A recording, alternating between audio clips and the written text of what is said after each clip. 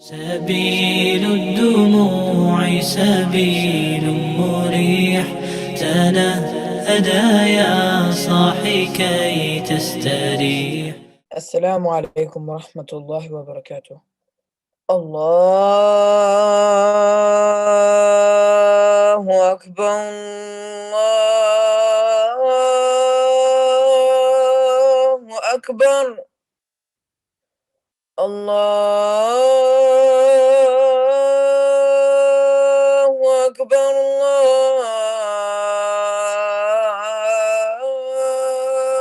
الله أكبر. أشهد أن لا إله إلا الله.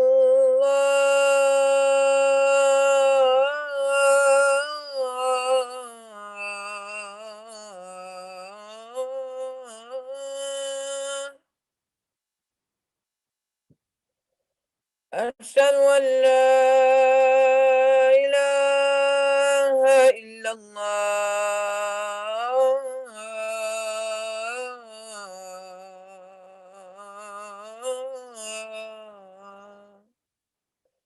أشهد أن محمدا رسول الله.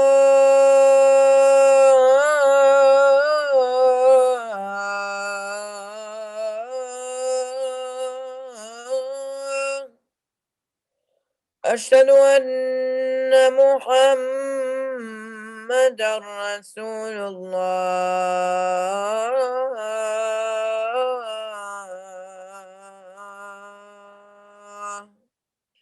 حي على الصلاة.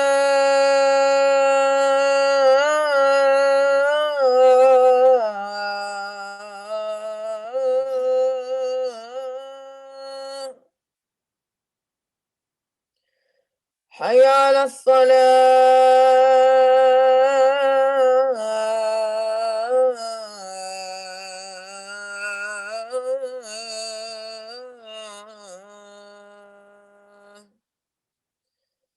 حي على الفلاح.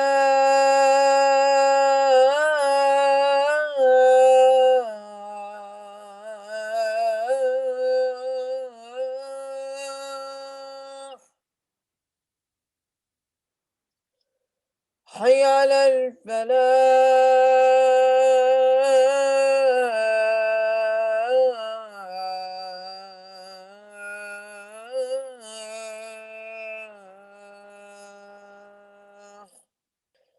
الصلاة خير من النوم.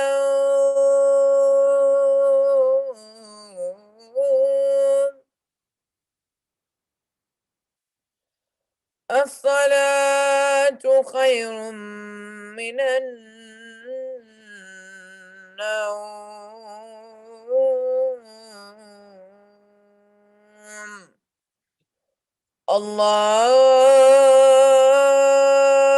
الله أكبر،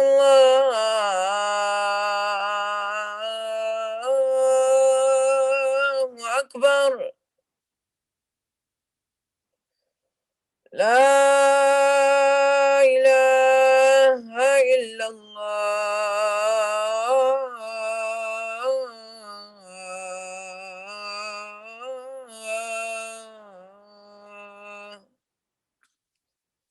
اللهم رب هذه الدعوة التامة والصلاة القائمة، آت محمدا الوسيلة والفضيلة وابعثه مقاما محمودا الذي وعدته، إنك لا تخلف الميعاد. بسم الله الرحمن الرحيم. رب اشرح لي صدري ويسر لي أمري واحلل عقدة من لساني يفقه قولي. اللهم انفعني بما علمتني وعلمني ما ينفعني. ربي زدني علما، ربي زدني علما، ربي زدني علما. آمين يا رب العالمين. Today, inshallah, we'll be going a little back and we will be talking about hadith number 8, which talks about the pureness of a Muslim.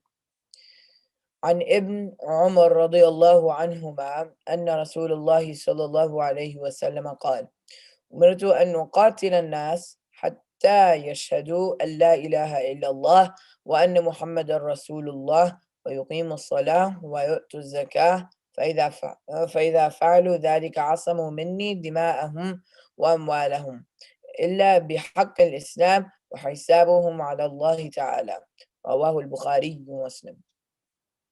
On the authority of the son of Umar radiallahu anhu, may Allah have may Allah be pleased with both of them, that the Messenger of Allah sallallahu alaihi wasallam said that I have been ordered to fight against the people until that they testify that there is none worthy of worship except Allah, and that Muhammad is the messenger of Allah, and establish the prayer and give the zakah.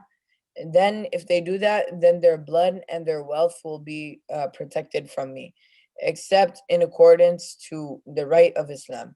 And the reckoning will be with Allah subhanahu wa ta'ala, the exalted. Reported in Bukhari and Muslim.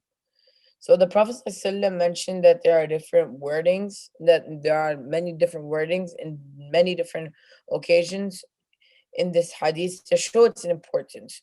We can learn from this hadith why we can fight, when we can fight, and when it is permissible to fight a Muslim for what they have done.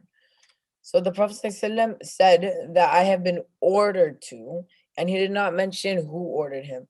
But it is understood that the order came from Allah subhanahu wa ta'ala, and there is no higher authority over the Prophet ﷺ other than Allah subhanahu wa ta'ala himself. And the scholars have differed on who the people are. In the beginning of the hadith, the Prophet ﷺ said, I have been ordered to fight against the people. So it's not specified.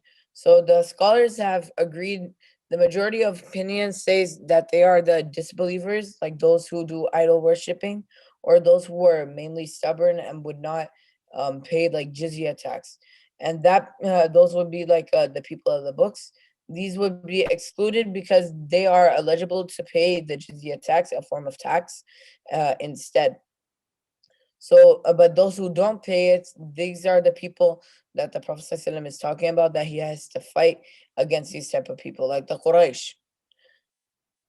And the objective of jihad in this concept is actually not to kill people, but instead it's just to convey the word of Allah subhanahu wa ta'ala and make Allah subhanahu wa ta'ala's word the highest, higher than anything else, either by making more people accepting Islam or making more people pay the jizya tax so that they can believe in Allah subhanahu wa ta'ala and establish his laws and listen to the Prophet ﷺ, hadith and sunnah and so on and so forth. So now talking about what the Prophet ﷺ is saying. So all of these are mainly the five prayers. So number one, we see zakah. It is a right in Islam that zakah is taken from the people and given to the poor. And there was a time period when Muslims stopped paying zakah, and that was right after when the Prophet ﷺ had just died. But Abu Bakr fought against them, and then he had told them that this is wrong. The Prophet ﷺ encouraged us to do zakah, and that's why we still do zakah. And some scholars say that fasting and Hajj were not included on the list because it is harder to implement since there are so many excuses available for someone to make, to not fast or not to go to Hajj. And it is hard to know if someone had stopped fasting or if someone didn't want to go to Hajj or doesn't believe in going Hajj. And other scholars have agreed that Salah and Zakah were mentioned in this hadith because they were more important than the other examples. And the hadith ends, and the reckoning will be with Allah subhanahu wa ta'ala, the exalted. And this can tell us that we need to carry out rulings in this life based on what is apparent and not based on assumptions.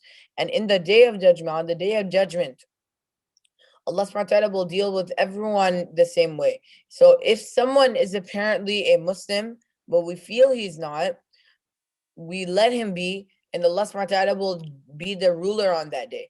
Allah subhanahu wa ta'ala will judge him on that day and will recompense that person with what they truly deserve. So what can we get from this hadith? So we can see that we have to fight not with our limbs, but we can do it with our tongue. Also to convey the message of Allah subhanahu wa ta'ala, the highest word. Allah subhanahu wa ta'ala's laws are the highest laws that have ever been implemented because Allah subhanahu wa ta'ala is the supreme. And then it is only permissible to spill another Muslim's blood if they do not do the shahada, if they refuse to pray, and if they refuse to pay the zakah. But once again, this has to be done with the permission of the Muslim leader in the community or in the country. And then this can never, never, never, never, ever be carried out by one individual by himself. And it has to be with the community, and people have to agree on it. And becoming a Muslim protects one's blood and money, as it is not to be touched if they are a Muslim. And actions we must carry out always must be apparent and not what we assume. جزاك الله خيرا. سبحان ربك رب العزة عما يصفون وسلام على المرسلين والحمد لله رب العالمين وآخر دعواهم أن الحمد لله رب العالمين. سبيل الدموع سبيل مريح، تنهدى يا صاحي كي تستريح.